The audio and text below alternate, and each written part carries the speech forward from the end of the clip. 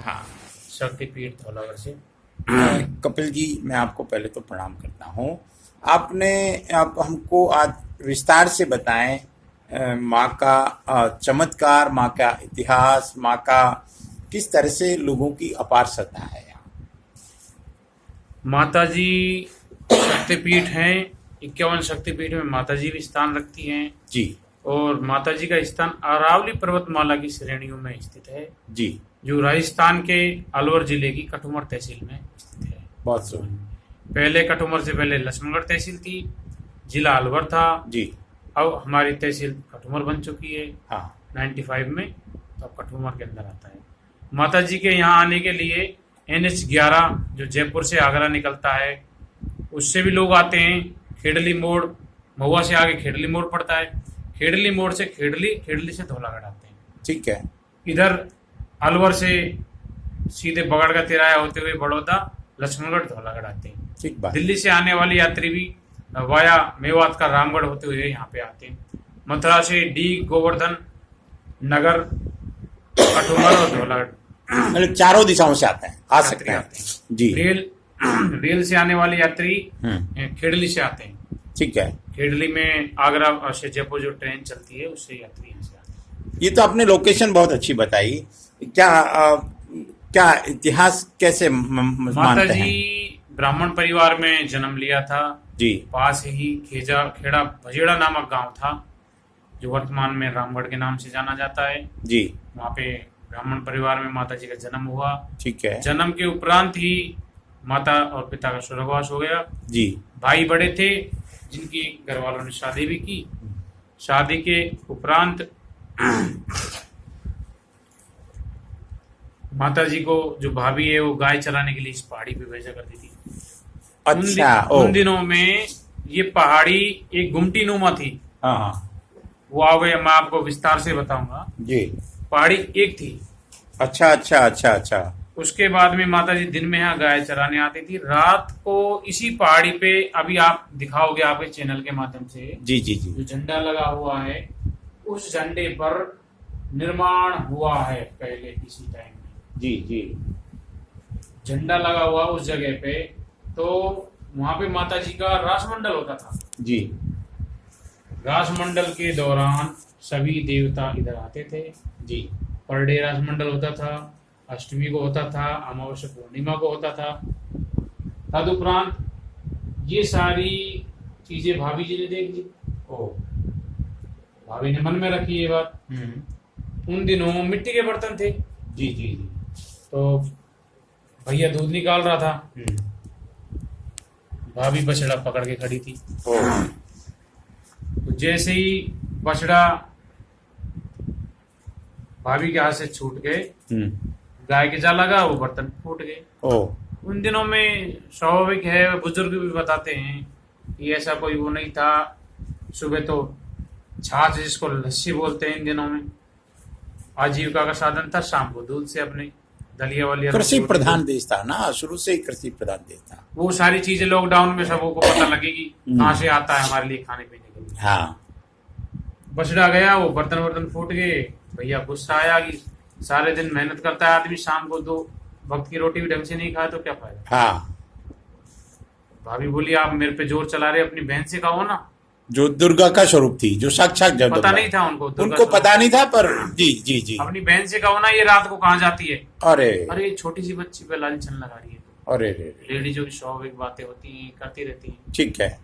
भैया ने कहा कि आपने जो ये कहा, या तो इसको सख्त कर देना, हाँ और नहीं फिर यहाँ घर से निकल जाना। ठीक बात है। तो वो तो अभी तो वैसी इंतजार में बैठी कब ये यहाँ से निकले। बरसात का टाइम था, बियाबान जंगल, यहाँ से हाँ, स्वाभाविक है। हजारों आज भी एक पानी की धार निकलती है जी। बरसात के दिनों में। जी जी। उन दिनों में नदी होगी, क्योंकि जल है जो कहीं भी अपनी जगह बना लेता है, बदल लेता है, कोई वो नहीं है जल का। रात के 12 बजे माता जी अपनी छोटी डंडी कांख में और पोटली चल दी बाल स्वरूप में। जय हो जय हो जय। बियाबान जंगल में भाभी को पता लगा, भाभी ने भैया को जगाया कि देख भैया वो चली जा रही है। ओ। तेरी बहन वो चली। हाँ।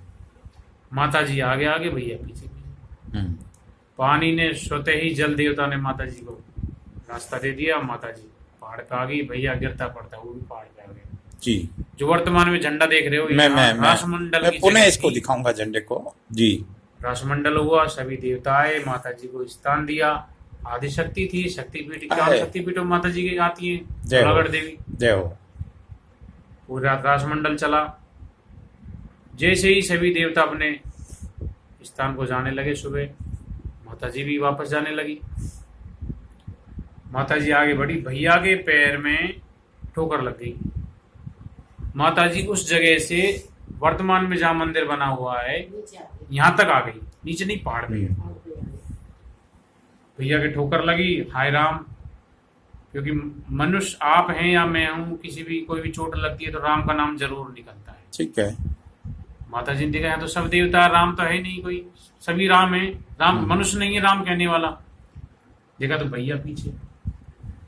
माता जी ने कहा कि भैया तूने मेरे लिए अपने मन में जो विचार लाया वो पाप विचार आया तूने। तो माता जी ने कहा कि पहाड़ तो फट और मैं तुझे सुनाऊं। ओ हो। गर्जना हुई, डरावनी गर्जना होकर पहाड़ फटा। अरे वाह वाह। वर्तमान में इस पहाड़ की 3 लीरें हैं। एक लीर हाँ। में तो ये मंदिर बना हुआ है, हाँ। एक पीछे लीर है और एक लीर दक्षिण की तरफ और है। जी। तब से पहाड़ के 3 टुकड़े हो गए। माता जी समाने लगी। भैया ने कहा कि मेरे से तो कुछ कह के जाओ, मैं गांव में जा क्या कहूँगा। हाँ। माता ने कहा कि मैं धौला देवी के नाम से हूँ और आपका मेरा आज तक का ही संस्कार था, मनुष्य होने में। क्या बात है। मैं अपने धाम को जा रही हूँ। हाँ। अगर आपको गांव में रहना है तो रहो, नहीं उसमें तीसरे पहर तीसरे दिन स्वतः ही अग्नि प्रचंड हो जाएगी पूरे गांव। क्या बात है, क्या बात है, क्या कुछ बात थे आपके जैसे, कुछ हठधर्मी थे हमारे जैसे कि नहीं क्या होगा, कुछ नहीं होगा। जिन्होंने माना वो छोड़ के चले गए, नहीं माना वो रहे। हठधर्मी ने कहा कि भाई ये तो झूठ बोलता है, शादी वादी करनी पड़े इसलिए झूठ बोलता है। स्वतः ही आग लगी, गांव शमशान पूरा। आज भी उस गांव में मकान बनाते हैं, पूरे में राख निकलती है, काली मिट्टी निकलती है। जय हो, जय हो, जय हो। उसके बाद बंजारे लोग यहाँ से निकलते थे। बंजारे ऊंटों पे मोडिया वगैरह जो सामान लेके जाते थे। जी। एक शाम को यहाँ से निकल रहे थे तो पहाड़ से आवाज आई, पूछा बंजारों से, संध्याकालीन वक्त था, अंधेरा भी हो गया था थोड़ा सा, भाई मोडियों में क्या लादा है। बंजारे लोगों ने कहा कि लक्की शाह बंजारा था वो, कुछ नहीं नमक है। पहाड़ी से आवाज आएगी, नमक का नमक हो जाएगा। उन्होंने वहां जाके खोला सुबह वो सारा मामला, नमक मिला, वो पछाड़ बड़े बंजारा जी। जय हो। पूछा अपने, हाँ अपने नौकरों से पूछा, तुमने कोई गाय सताई है, ब्राह्मण सताया है या कोई साधु सताया है। तो उन्होंने कहा नहीं, पहाड़ी से आवाज आई थी। उनका पहाड़ी को बताओ, तो वो पहाड़ी पे यहाँ लेके आए बंजारे को। यहाँ उसने चिता लगवा ली, पहाड़ी पे चारों तरफ घूम के देखा, कुछ नहीं, यहाँ तो बियाबान जंगल। उसके बाद में चिता लगवा ली। चिता लगवाने के बाद में पहाड़ी में उसमें चिता में बैठने लगा। तो माता जी प्रकट हो गई, ये मूर्ख इस पहाड़ को क्यों हत्या कर रहा है। ओ। प्रथम जो दर्शन दिए थे माता जी ने वो बंजारे को दिए। वाह। लक्की शाह बंजारा, लक्की शाह बंजारा, लक्की शरा, जिनका परिवार मध्य प्रदेश में है जी। आज भी आता है, वो आते हैं यहाँ पे। तो माता जी ने उसे कहा कि पहाड़ को क्यों हत्या कर रहा है। बंजारे ने वहां से निकल के चिता में से और पैर पकड़ लिए माता जी। समझ गया है जब तो ये है नहीं, कुछ नहीं। माता जी ने कहा कि मैं धौला देवी हूँ, गढ़ ये पहाड़ है, धौलागढ़ हो गई मैं। यहाँ पे मैं बरसात में भीगती हूँ, मेरा मंदिर बनवा। क्या बात है, धन्य है। कुआ या तालाब बनवा, कुंड है यहाँ नीचे, वो कुंड बनवाया, कुआ बनवाया। सिड्डी अब वर्तमान में सिड्डी है, इनसे नीचे काले पत्थर की सिड्डी है। और माता जी की पूरी सेना की स्थापना करी, 64 जोगनी, 52 भैरू, 56 कलवे।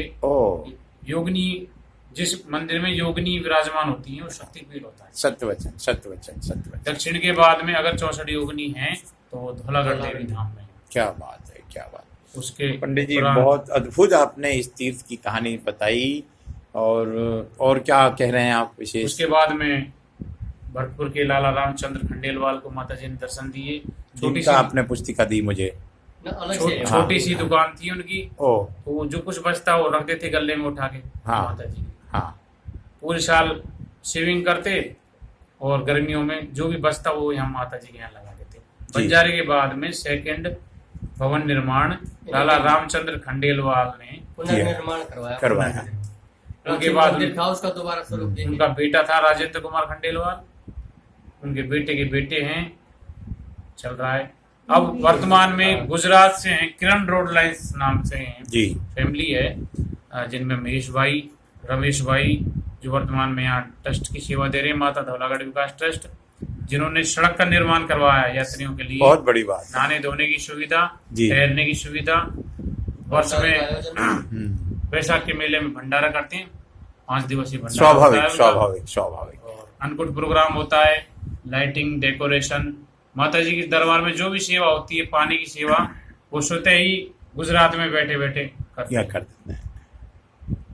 हम जिस कथा को सुन रहे थे पंडित जी के मुख से, वो ये महान तीर्थ है, ये वो स्थान है, ये वो पहाड़ी है जहाँ पर ये एक देवीय चमत्कार हुआ था। ये वो स्थान है जहाँ एक 8 साल की बालिका जो देवी स्वरूप थी, जो शक्तिपीठ के रूप में ये स्थान गिना जाता है, ये वो स्थान है जहाँ पर रासलीला देवताओं के साथ होती थी। माता जी सिंहासन पर बैठती थी। मैं राजेंद्र नरूका आज अपने आप को बड़भागी मान रहा हूँ कि मुझे माँ के दर्शन हुए, माँ के दिव्य स्वरूप के दर्शन हुए, और उस तीर्थ के दर्शन हुए, और इस कहानी को विस्तार से सुनने का और सुनाने का अवसर मिला। मैं मेरी बात को विराम देता हूँ, और हम यहाँ जरूर पहुँचे ऐसे स्थानों पर।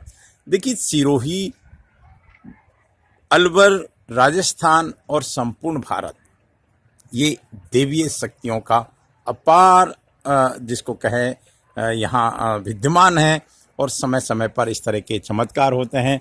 ये हम देख सकते हैं, ये पूरा ग्रामीण परिवेश है। धौलागढ़ मैया का ये अद्भुत स्थान है। मैं मेरी बात को विराम देता हूँ आनंद के साथ कि हम इस अद्भुत स्थान पर जरूर पहुँचे। जय धौलागढ़ मैया।